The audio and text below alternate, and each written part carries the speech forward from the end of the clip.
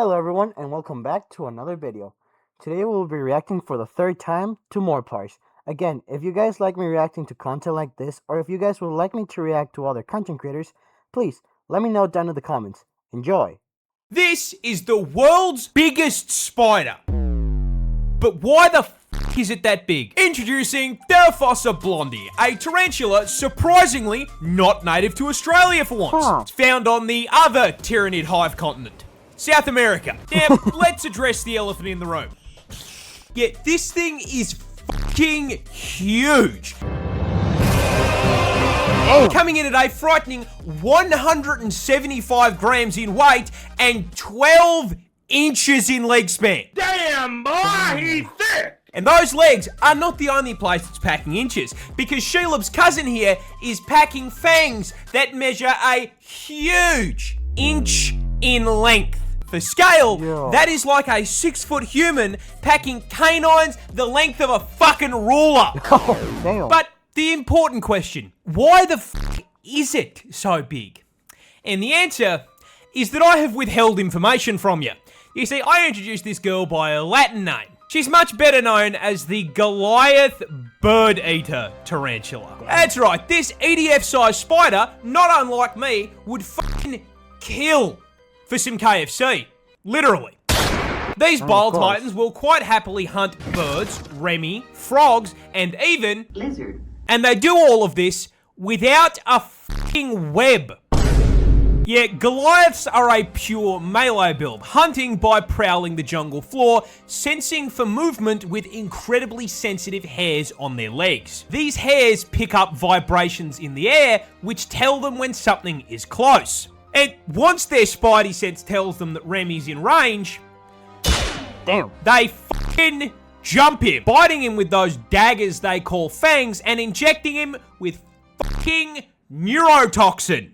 Of course. Can I go 1 week without covering neurotoxin? Of course this thing has it too. You know, I give up. I give up. They then drag their prey back to their burrow and spit up acidic digestive juices in order to suck their prey up through a fucking straw. Damn. This is the world's biggest spider. This spider hunts with jump scares. But how? Introducing the trapdoor spider, a family of arachnid containing hundreds of species found in every continent on the globe. Meaning, yes, for once, this bad boy could be in your backyard and you'd never know. Now, trapdoor spiders are particularly interesting compared to other spiders due to their hunting method. You see, normal spiders tend to spend several hours spinning up some elaborate art piece for a fly to clothesline itself on. And tarantulas just jump shit. But trapdoor spiders, yeah, they hunt with a door.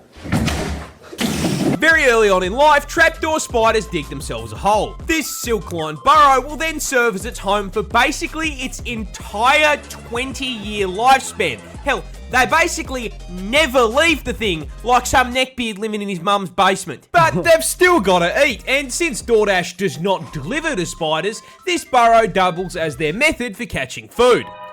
You see, they use their silk to craft the trapdoor over the burrow entrance.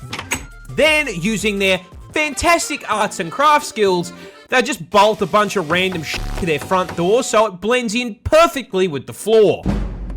After finishing their construction project, they will spin up a bunch of basically invisible strands of web on the floor in the surrounding area that act as tripwires, feeding information back to their neckbeard nest whenever something steps on it. And when some unfortunate insect steps a little too close... Money!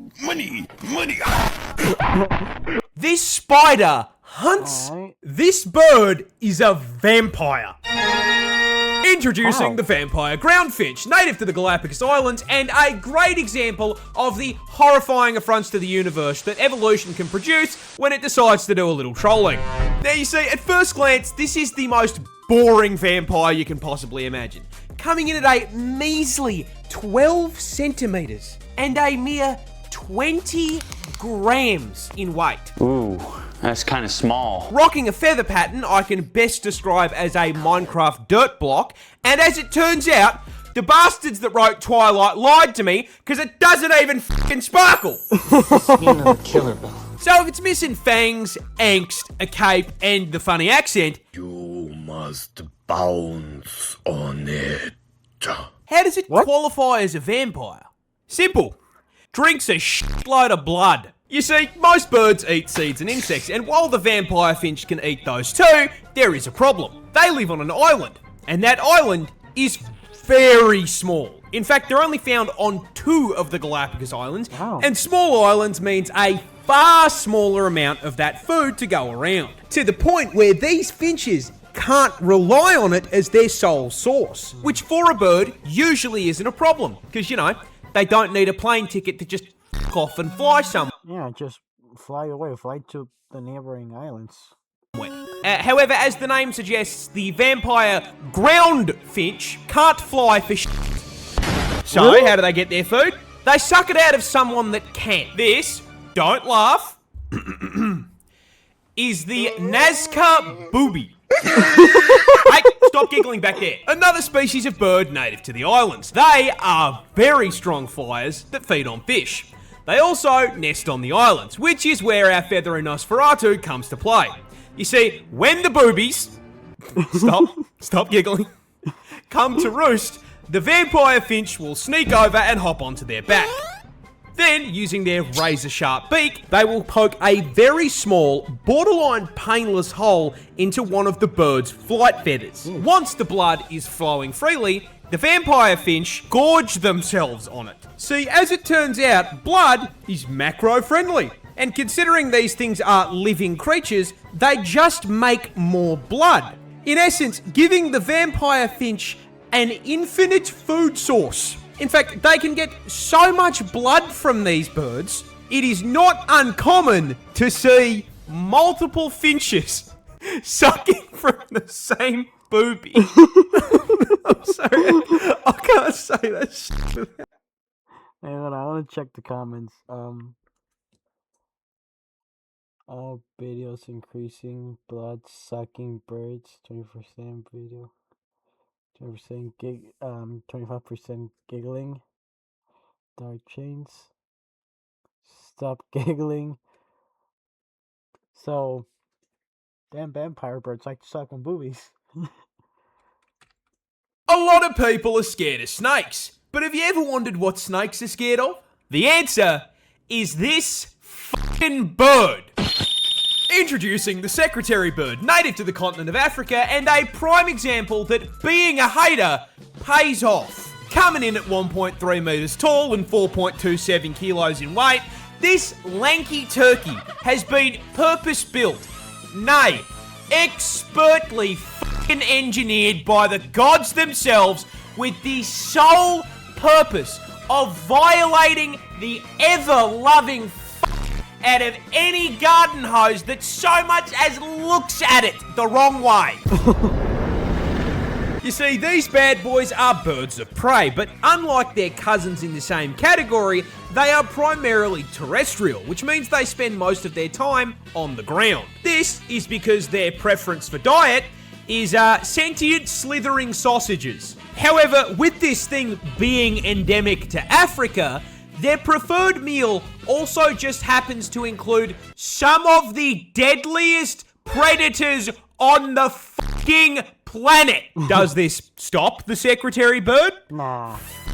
No, mate. Despite having no natural venom resistance, these absolute fucking gigachads will eat cobras, boomslangs, and black mambas without breaking a sweat. Damn. But how do they hunt these things without getting bitten? Simple. They just kick the fuck out of them. Bro. You see, those long-ass legs aren't just for show, as a secretary bird is capable of accurately curb-stomping a snake's head into the ground with a force equal to 5 times their fucking body weight. So when a secretary bird fancies a bite to eat, they start out by stomping the ground around dense vegetation. This causes snakes in the area to poke their heads out of their houses to see what the f*** is going on. The snake then looks up in horror as the secretary bird locks onto him, sprints over at Mach 9, And then...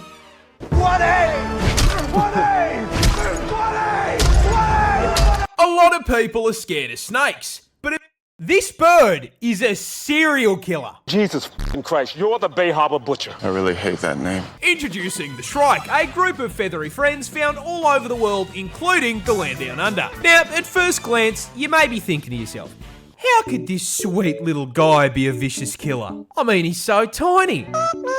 They only grow up to around 30 centimetres and cap their weight out at 90 grams. And on top of being about as threatening as a fucking teddy bear, look at their claws. A shrike trying to end anything with its talons is like trying to stab a hippopotamus to death with a fucking pool noodle. Listen to the thing, it sings like it's on American Idol. It's a songbird, a branch geek. You'd never heard a fly. But I'm fucking onto you, Tweety. You give me the f***ing creeps, you know that, Dexter? You may have everyone else fooled, but I know exactly what you are, because shrikes actually have another name. They're called fucking butcher birds. Yeah, that's right, the Dexter jokes actually had a fucking point. You see, when the Bay Harbor butcher bird wants to hunt, they first start by selecting a target. Tonight's the night. Now, unlike Dexter, their code tells them they can eat whatever the f*** they want.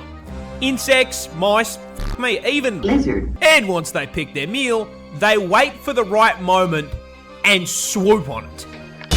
Now, while those claws might be fucking useless, they do have a signature weapon. That tiny hook on the end of their beak.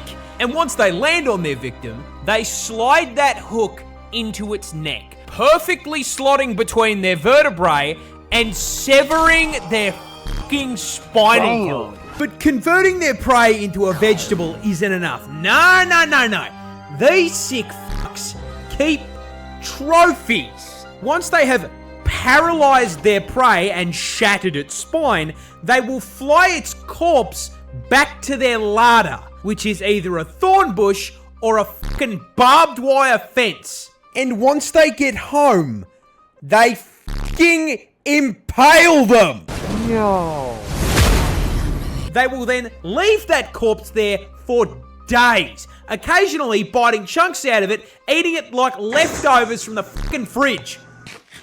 Dexter collected blood slides. These fuckers create kebabs. Dude, that's messed up. Damn. Spiders are scary, but hey, at least they can't get you in the water, right? Yeah, that nightmare is a fishing spider. Native to the land down under, because of course it fucking is. And you may be wondering why the fuck this thing is pulling a Jesus. Well, you see, fishing spiders have no webs. Which means they can't just wait for a fly to clothesline itself when they're hungry. No, when they want to feed, they gotta hop in the ute, drive down to the waterfront, and get ready to do some serious fishing.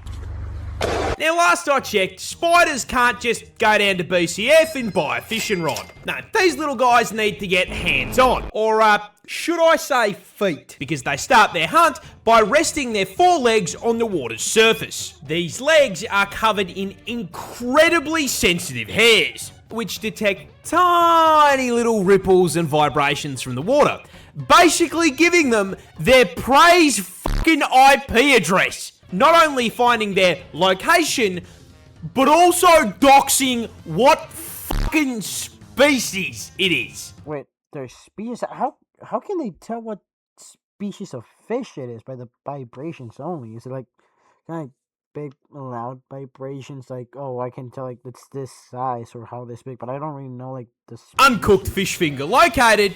All that's left to do is, you know, go out and grab him. But, how? Well, no, he's not wearing 4 pairs of Frostwalker boots. Those long legs are also coated in hydrophobic hair. This allows them to put their weight on the water without breaking the surface tension. This means that when they see their prey, they can simply Jesus towards it at Mach 5 and fucking grab it. Biting it with venomous fangs that inject, you guessed it, Say the line, Bart. neurotoxin. Yay! And once it's paralyzed, they drag it back to the shore and have a feed. Ah, wait, this one's too small. We gotta throw him back. Be free! Spiders, this plant explodes. But why? Well, you see, this is a squirting cucumber. Stop giggling. I see you laughing. Stop it. This is serious. These things are found worldwide, and to understand where this thing got its name, you need to understand how most plants spread their seeds. You see, most of the time, plants store their seeds in their fruit. Birds then swoop down, grab their food at the drive-thru, eat it, and fuck off. They then digest the flesh of the fruit, but shit out the seeds. Seeds hit the ground, get fertilized, and the cycle begins anew. But the squirter is poisonous. Every single part of the plant is toxic, so if Tweety here eats it, he's gonna become a KFC family bucket. Damn. So if that's the case, how does it spread its seed? Well, same way you do. You see, the cuke stores its seeds in the fruits as well, but the fruits are made up of very soft cells, and as they grow, they slowly fill with moisture. This moisture causes them to swell and inflate, increasing pressure on the inside of the fruit. That pressure builds. The fruit stretches until finally all that pressure is too much for the stem to bear, and it pops out like the pin in a grenade. And with that opening, all those seeds and all that pressure finally has somewhere to go. So, in order to spread its seed far and wide, it busts. This That's plant, crazy. this is one of the oldest creatures on the planet. Who's that Pokemon? We got a boomer! Introducing the horseshoe crab, found under the sea in the Atlantic, Indian, and Pacific Oceans. And when I said old, I didn't mean individually. These little guys disconnect from the server at around age 40. And as far as their actual lives go, they're kind of boring. They're bottom feeders with zero offensive capability, and the only reason they have a tail is that without it, they would die if you flipped them onto their backs. No, when I say old, I mean as a species, because these things are walking fossils that have been running the exact same basic ass build, completely unchanged, for millions of years. How old How are many they? millions? Well, here is a list of events that this little guy's family tree has lived through. The fall of Rome, the evolution of humankind, Go back, I want to be monkey! the Ice Age, God tossing a rock at the big ass lizards. Lizard. Hell, this little fucker watched the first fish crawl onto land and was underwater when the first tree spawned. Damn! Dude, that's old. But I think the best way I can put this into perspective is that not unlike the way the Earth orbits the Sun orbits the Milky Way. Now, this process takes around 225 million years to complete. The horseshoe crab has done it twice! Hi everyone, I hope you all enjoyed this video and had a laugh. If you guys like me reacting to this content, or if you like me to react to anything else, please let me know down in the comments. Thank you for your time and have a nice day. Peace.